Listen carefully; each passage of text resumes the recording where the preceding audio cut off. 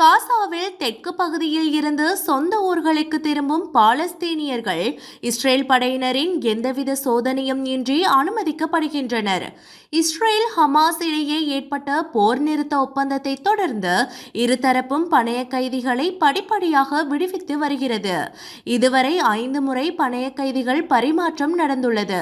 அதேபோல் காசாவில் நடந்த உக்கிரமான சண்டை காரணமாக இடம்பெயர்ந்த பாலஸ்தீனியர்கள் தங்கள் பகுதிகளுக்கு திரும்புவதற்கும் அனுமதிக்கப்படுகிறது. வடக்கு காசாவையும் தெற்கு காசாவையும் பிரிக்கும் முக்கிய பகுதியாக நெட்சாரிம் பகுதி உள்ளது. போரின் போது அதை இராணுவ மண்டலமாக இஸ்ரேல் அறிவித்து தனது கட்டுப்பாட்டில் வைத்திருந்தது. போர் நிறுத்த ஒப்பந்தத்தின் தொடக்கத்தில் போரினால் கடுமையாக பாதிக்கப்பட்ட வடக்கு காசாவில் உள்ள தங்கள் வீடுகளுக்கு செல்வதற்காக பாலஸ்தீனியர்களை நெட்சாரிமை கடந்து செல்ல இஸ்ரேல் அனுமதி அளித்தது.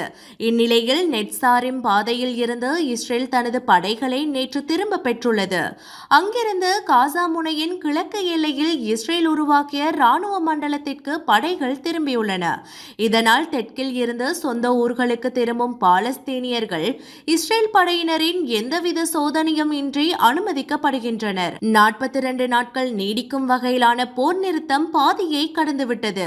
இன்னும் ஹமாஸ் பிடியில் பல இஸ்ரேலிய பணைய கைதிகள் உள்ளனர். அவர்களை விடுவிப்பதற்காக போர் நிறுத்தத்தை நீட்டிக்க வேண்டியது அவசியம் ஏற்பட்டுள்ளது. இது தொடர்பாக இரு தரப்பினரும் பேச்சுவார்த்தை நடத்த வேண்டும். ஆனால் ஒப்பந்தம் நீட்டிப்புக்கான எந்த உத்தரவாதமும் அளிக்கப்படவில்லை என்பதும் குறிப்பிடத்தக்கது. இந்தியாவின் சத்தீஸ்கர் மாநிலத்தில் மேற்கொள்ளப்பட்ட துப்பாக்கிச் சூட்டில் 31 பேர் உயிரிழந்ததாக இந்திய போலீசார் தெரிவித்துள்ளனர். இந்த துப்பாக்கி பிரயோகத்தில் இந்திய பாதுகாப்பு படையைச் சேர்ந்த 2 உயிரிழந்ததுடன் 2 காயமடைந்துள்ளதாகவும் குறிப்பிடப்பட்டுள்ளது. உயிரிழந்தவர்களை அடையாளம் காணும் பணிகள் முன்னெடுக்கப்பட்டு வருவதாகவும் போலீசார் தெரிவித்துள்ளனர். துப்பாக்கி பிரயோகம் நடந்த இடத்திலிருந்து பெருமளவான ஆயுதங்கள் மற்றும் வெடிபொருட்கள் கைப்பற்றப்பட்டுள்ளதாக இந்திய ஊடகங்கள் செய்தி வெளியிட்டுள்ளன.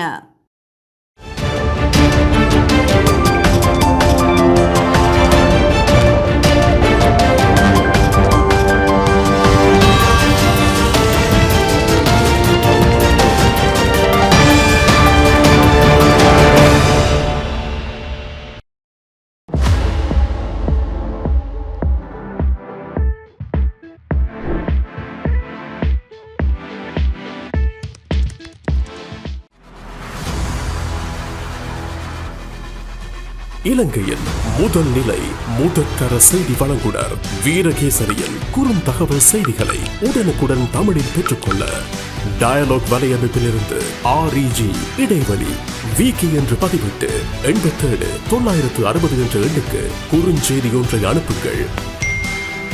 வீரகேசரி செய்தியுடன் இணைந்திருங்கள்.